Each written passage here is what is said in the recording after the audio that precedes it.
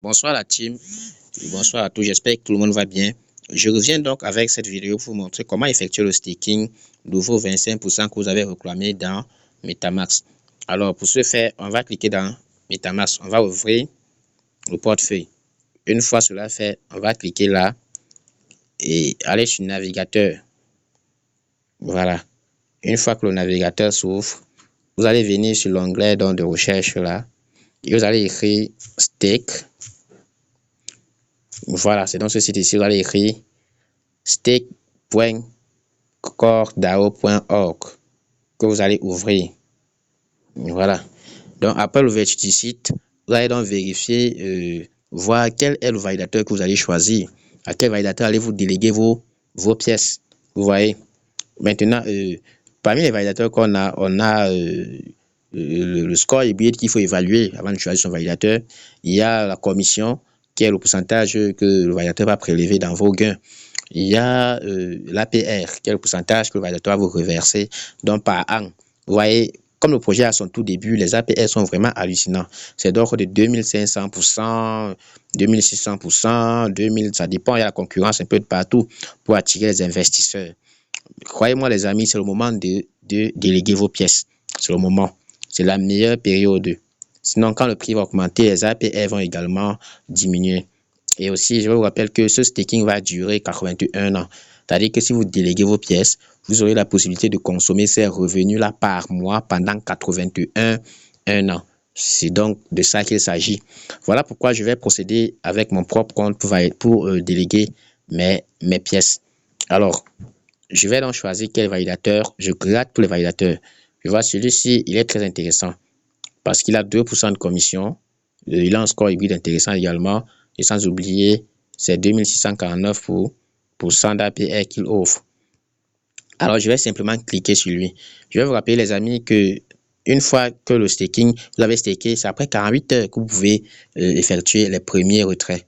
Donc, après ces 48 heures-là, vous aurez donc la possibilité de définir une fréquence de retrait. Selon vous, vous pouvez continuer à retirer chaque jour ou alors vous pouvez conserver et les retirer tous les mois. Voilà, c'est donc à vous de voir. Voilà, moi, je vais procéder de la délégation. Je vois, lui, on l'a confié plus d'1 million de pièces. On a déposé plus d'1 million de pièces. Par contre, si je fais un retour là et que je pars sur d'autres validateurs, par exemple, comme le premier signe, vous allez voir qu'il a à peine 558 000 pièces. Il n'a pas encore atteint les 1 million de l'autre validateur. Alors, je vais donc le choisir également, puisque la plupart le choisissent. Je vais le choisir pour le confier donc mes pièces. Alors, ce que je vais faire simplement, c'est cliquer sur Delegate. Ici, je vais définir le nombre de pièces que je vais déléguer.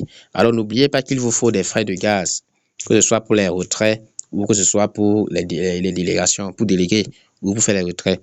Alors, puisque moi j'ai 20,8 pièces, je vais déléguer simplement 20 pièces. Je vais déléguer 20 pièces. Voilà. Donc, vous voyez, il va déléguer les 20 pièces. Ça vous coûte une valeur de 97 $.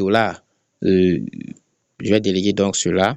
Les frais, vous voyez que les frais donc sont donc de 0,30 après la virgule 1 corps. Alors, je vais juste confirmer sur déléguer. Transaction est en cours. Transaction est en cours. Et après, ça sera confirmé. Hop, voilà.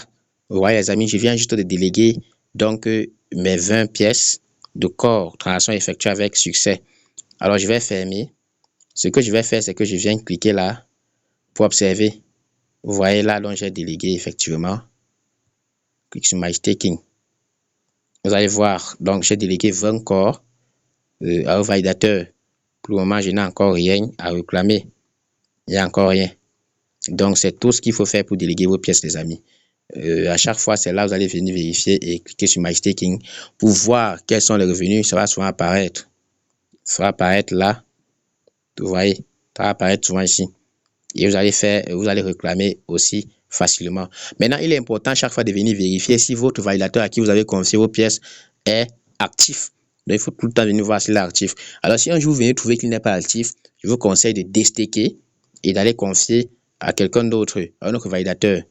Donc, c'était tout pour la vidéo. Je vous remercie, les amis. Prenez soin de vous et n'oubliez pas, déléguer vos pièces. À bon entendeur, salut.